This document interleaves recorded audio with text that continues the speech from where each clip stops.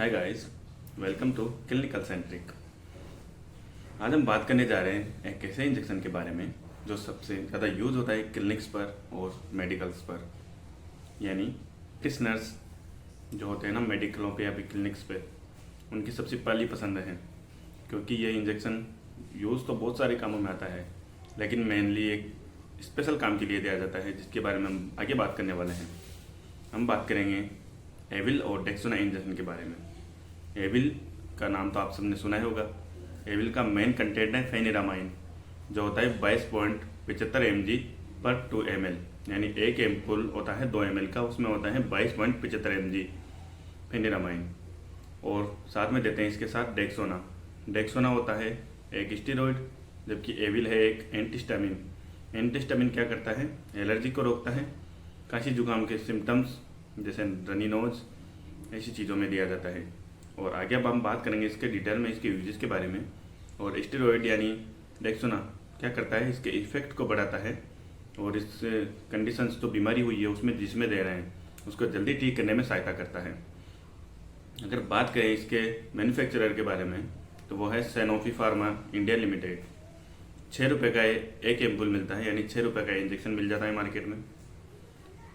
तो दोस्तों, इस वीडियो में हम बात करने जा रहे हैं इसके यूजेस के बारे में, साइड इफ़ेक्ट्स, डोज और कुछ सावधानियों के बारे में जो हमें लगाते टाइम रखनी है। तो पहले अगर हम बात करें इसके यूजेस के बारे में, तो सबसे मेनली एलर्जिक कंडीशन में दिया जाता है। एलर्जी यानी किसी भी इंसेक्ट बाइट या किसी कीड़े के काटने से, जैसे मधुमक्खी, जो चींटे होते हैं, आंट, चींटियाँ, चींटे लाल, और इसके अलावा किसी एलर्जी की वजह से कुछ भी एलर्जी हो जाए, एलर्जी में सबसे पहले यही इंजेक्शन दिया जाता है, क्योंकि ये सबसे इफेक्टिव दवा है एलर्जी के लिए। इसके अलावा इसका उपयोग किया जाता है मेनियर्स डिजीज़, यानी जब मेनियर्स डिजीज़ कान की समस्या है, इसमें लोगों को उल्टी होती है, चक्कर आते हैं, ऐसा इम्बेलेंस हो जाता है ब्रेन का फंक्शन।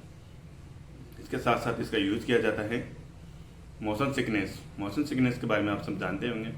मोशन सिकनेस मतलब जब भी हम कभी सफ़र करते हैं गाड़ी में, ट्रेन में या एरोप्लेन में, तो हमारे चक्कर आते हैं, उल्टी होती है, घबराहट होता है, सिर बारी बारी होता है, डिजीनेस हो जाती है। तो उस कंडीशन को कॉम्बिनेशन में मिला के एक मोशन सिकनेस नाम दिया गया है।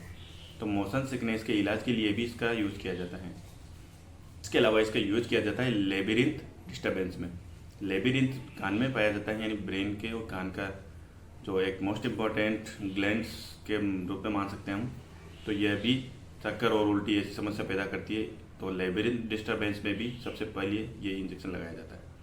इसके अलावा इसके और यूजेस, जैसे कि इची कंडीशन, यानी खुजली ज़्यादा हो रही है इंसान को, कहीं भी खुजली एलर्जी की वजह से, या फिर रनी नोज, स्टफी नोज, या फिर इची और वाटरी आइज, यानी आंखों में खुजली सी हो रही है और पानी आ रहा है, बार बार पानी आ रहा है, यानी एलर्जी की कंडीशन हो गई है, तब भी इस इंजेक्शन का यूज करेंगे। और अगर एक्सेसिव म्यूकस प्रोडक्शन हो रहा है, excessive mucus production in the sense of upper respiratory tract और लोअर रेस्पिरेटरी ट्रैक्ट इन्फेक्शन की वजह से, तो अगर एक्सेसिव म्यूकस प्रोडक्शन हो रहा है तो उसको कम करने के लिए भी फेनिरामाइन दिया जाता है। और इन्फ्लामेशन एंड इचिंग को कम करने के लिए एविल डेक्सोना सबसे बढ़िया कॉम्बिनेशन है। और डेक्सोना को तो आप जानते ही हैं, स्टेरॉइड है, यानी सूजन को कम करेगा, इन्फ्लामेशन को कम करेगा। इसके अलावा ये एक स्टेरॉइड है तो एविल के इफेक्ट को बढ़ाएगा, यानी इसको दोनों को कॉम्बिनेशन में देने का यही एक सबसे सीधा सा आसान तरीका यही है कि दोनों को एक इंजेक्शन में मिला लें। 2 ml का एम्पुल एविल मिल जाएगा, 2 ml डेक्सोना मिला लें, तो अच्छा इफेक्ट करेगा और जल्दी इफेक्ट करेगा। अगर हम दोनों इंजेक्शन की डोज के बारे में बात करें, तो एविल की डोज तो हमने बात कर ही ली है, यानी 2 ml एम्पुल में 22.75 mg एविल यानी फेनिरामाइन होता है। इसके अलावा डेक्सोना जो इसमें मिलाया जाता है, तो डेक्सोना के 2 ml में 4 mg डेक्सामेथासोन हाइड्रोक्लोराइड होता है, यानी 22.75 mg एविल और 4 mg डेक्सोना, दोनों को मिक्स करेंगे एक इंजेक्शन में। और अगर आगे बात करें इसके साइड इफ़ेक्ट्स के बारे में, तो इसका मेन साइड इफेक्ट है सेडेशन, यानी जब भी इस इंजेक्शन को लगाएंगे, सेडेशन यानी नींद जैसी कंडीशन आना या फिर नींद ही आ जाती है, क्योंकि जब भी हम एविल डेक्सोना का यूज़ करेंगे तो हमें नींद का इफेक्ट देखने को मिलेगा। आदमी इसमें थोड़ी देर बाद सो जाता है और आराम से सोता है, लंबी नींद। और इसके अलावा इसमें ब्लड विजन और हेडेक भी हो सकता है। और अगर हम इसके रूट के बारे में बात करें तो इसे मेनली तो IM ही लगाया जाता है, क्योंकि IM सबसे अच्छा रास्ता है लगाने के लिए, आराम से चला जाएगा और किसी को न लगाने वाले को न जिसके लगाया जा रहा है उसको दिक्कत आएगी, और साइड इफ़ेक्ट्स भी बिल्कुल कम होंगे। अगर IV लगाना चाहें तो IV बिल्कुल स्लोली लगाना है, और IV में एक चीज़ का ध्यान रखना है, अगर उसको खुजली होने लग गई है लगाते टाइम, यानी जब भी अगर यहाँ वेन में लगा रहे हैं या वेन में लगा रहे हैं यहाँ, तो वेन में लगाते टाइम उसको एलर्जी की कंडीशन देखने को मिल सकती है, यानी उसको थोड़ी जलन महसूस हो सकती है, ईचिंग महसूस हो सकती है। अगर वो पेशेंट शिकायत करता है कि मुझे जलन हो रही है या फिर खुजली चलने लग गई है तो तुरंत बंद कर दें, और अगर यूज़ करना है तो IM करें, वरना उसका यूज़ नहीं करें। और हमें एक चीज़ ध्यान रखनी चाहिए कि अगर एविल का यूज़ कर रहे हैं तो उसका एंटीडोट हमें पता होना चाहिए। कभी भी अगर इसका साइड इफ़ेक्ट हो गया, अगर एविल का साइड इफ़ेक्ट हो गया यानी एडवर्स रिएक्शन देखने को मिल जाए, हमें हाइड्रोकोर्टिसोन इंजेक्शन तैयार रखना है, यानी हमारे पास हाइड्रोकोर्टिसोन इंजेक्शन होना ज़रूरी है, क्योंकि एविल की एलर्जी के लिए हाइड्रोकोर्टिसोन इंजेक्शन ही लगाएंगे, जो कि बाज़ार में प्राइमाकोर्ट के नाम से मिल जाता है, और ज़्यादातर क्लिनिक पे ये मौजूद होता है और अस्पतालों में भी मौजूद होता है, लेकिन हमें इसकी जानकारी होना ज़रूरी है। फ्रेंड्स, अगर हम बात करें कि कैसे काम करता है, तो इसके लिए पहले हमें यह जानना होगा कि एलर्जी कैसे होती है। जब भी हम किसी एलर्जन के कांटेक्ट में आते हैं तो हमारे शरीर में हिस्टामिन रिलीज होता है, जो कि एलर्जी के सिम्टम्स को प्रोड्यूस करता है, जैसे रनी नोज या ईचिंग या स्वेलिंग्स। तो ऐसी कंडीशंस को रोकने के लिए हमें हिस्टामिन को ब्लॉक करना होगा। तो हम जब भी एविल लगाते हैं तो एविल यानी एंटी एलर्जिक कंटेंट, तो एंटी एलर्जिक कंटेंट यानी एविल सीधा हिस्टामिन को ब्लॉक करता है। तो हिस्टामिन ब्लॉक होते ही एलर्जी के सिम्टम्स दूर होते हैं, और एलर्जी के सिम्टम्स नहीं होंगे तो हमारी बीमारी का ट्रीटमेंट हो जाएगा उस टाइम।